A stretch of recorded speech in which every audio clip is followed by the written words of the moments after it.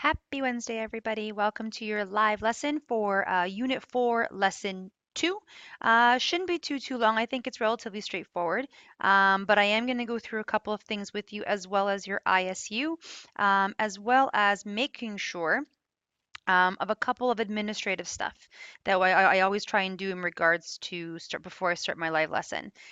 So we've just noticed that there is quite a few formal essays that have not been submitted at this point. I'd say probably give or take about half that we're waiting on sort of some more formal essays in terms of Catcher in the Rye. So we have gone on to Unit 4 and we just want to make sure that you guys are budgeting your time accordingly.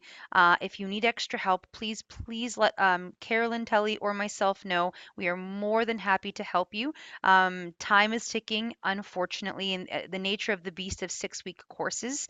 Um, so we just want to make sure that you guys are staying on top of it as best as you can and just again keeping us in the loop with anything that is going on or anything that you're stuck. You know that we are at our centers between 8:30 and almost 3:30. So get in contact with us as soon as you can. All coursework is has to be submitted by November 28th. That will allow you some time to finish up your ISUs at that point, as well as prepare for our final reflective examination, which will take place on December the 4th. Okay, so all that's kind of said and done. I'm going to go right into our lesson for today. So, like I said, Unit 4, Lesson 2. So, I'm going to switch screens. There we go. Switching over. Pardon the funky screen that happens sometimes when I switch over. There we go. Okay, so like I said, in Unit 4, Lesson 2, we are specifically looking at documentary film techniques. Now, with this specific unit, we've had a couple of questions, and they're great questions actually. Is the documentary unit and our ISU the exact same thing? And the answer is no, but they are in fact connected. So, our Unit 4 is specifically focusing on the concept of documentaries and the techniques of which are used within them, the style of them, the bias, etc., that can sometimes happen within them. But also it was done like very specifically that way because simultaneously we recognize that you're going to be working on your unit 4 along with your ISU. So the connections and sort of value within this unit, which can be applied of course to your ISU, was done so very much on purpose so that you are gaining from both aspects and applying unit 4 to the knowledge and application of your ISU. So I just wanted to make sure you were aware of that. And yes, that was done very on purpose to kind of help you guys out that way. So we're just going to scroll down here. So again, documentary films are meant to be pieces of nonfiction, a medium to share factual accounts.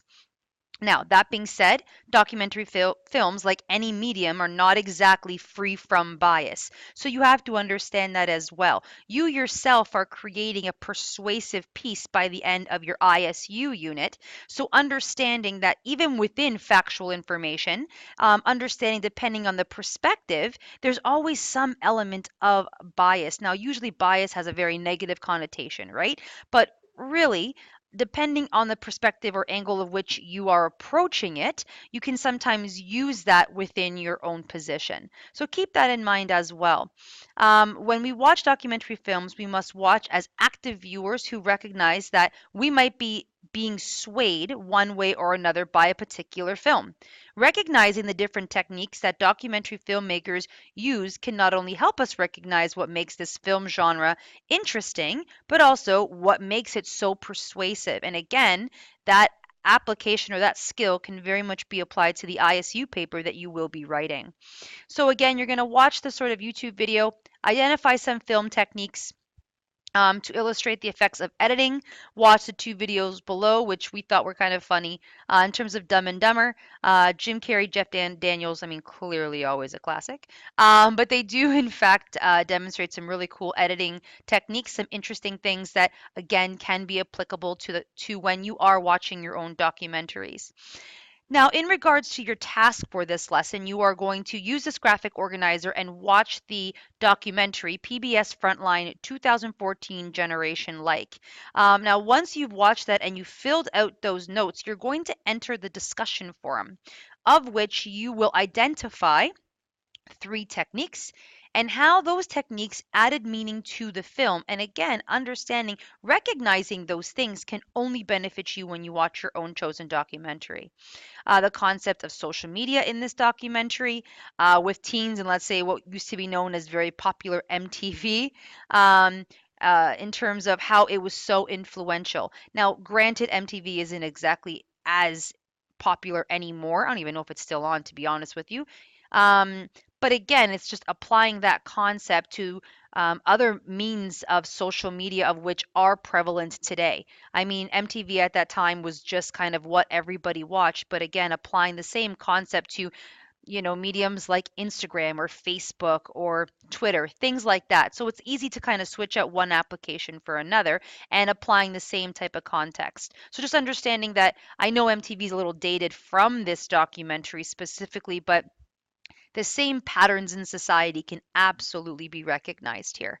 And again, a couple more questions. Do you think more needs to be done to protect individual personal information gathered by private companies? Yes or no? Again, really interesting question when you are looking into your own documentaries, your own topics of interest when we're talking about the idea of power, how information is shared. I think those are fantastic channels of thought that can really, really develop your critical thinking for this activity as well as your ISU. So that is kind of what today's lesson is all about. Again, pretty straightforward, I thought. Now, really quickly, I'm going to take your attention. I'm going to go under content. I'm going to bring you to your ISU, making an impact. Now, a few students have asked me or basically questioned whether or not they can access the ISU in regards to restrictions. So the ISU has been made available to you from the very, very beginning of the course. We said that from the beginning. So we purposefully did not add restrictions to your ISU. We wanted you to have access to it from the very beginning, regardless of what unit you were on or what place you were on, based on how much it is in fact worth. So, where we are at, or should be at, I should say, is evaluating our sources. And that's the CRAP test that I talked about in today's agenda.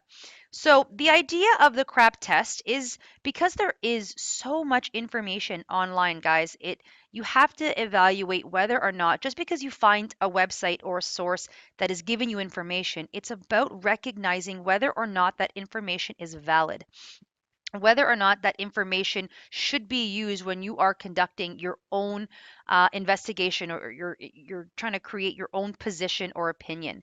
So the CRAP test stands for currency, reliability, authority, purpose, and or point of view.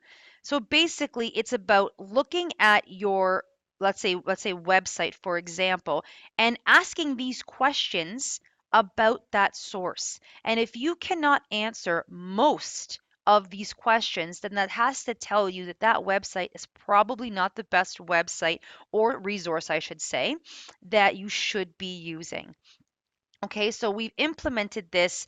I mean, what we hope you would use for your ISU, but please understand moving forward, that can be applied to anything really when you are conducting research, whether it's an English course or a science course, whichever. It's a really good sort of thing to keep under your hat in regards to how you evaluate the information that you are being bombarded with on the internet. So what we ask you to do at this point is using the rubric, please apply your CRAP test to two of the sources of which you have found for your ISU. If you do not have internet sources to use, you could use journals, books. We've asked you to email us in the event that you are in fact stuck that way. Of course, at your centers, you have access to the internet and our computers and our sources as well if you need help. So once you've evaluated your sources, please post your findings in the discussion board below. So here, of course, we always have a link for you. And if that link doesn't work, although I checked this morning and to my knowledge it does, you can always enter our discussion board from the top as well. Okay. So like I said, relatively straightforward in regards to what you have to do. For today's lesson, I am going to switch screens here.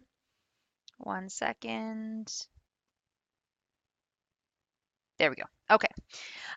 So if you have any questions, like I said, please ask myself or Miss Telly. We are more than happy to help you. And again, we do respect the fact that time is of the essence, and these courses run so quickly. 6 weeks passes so fast.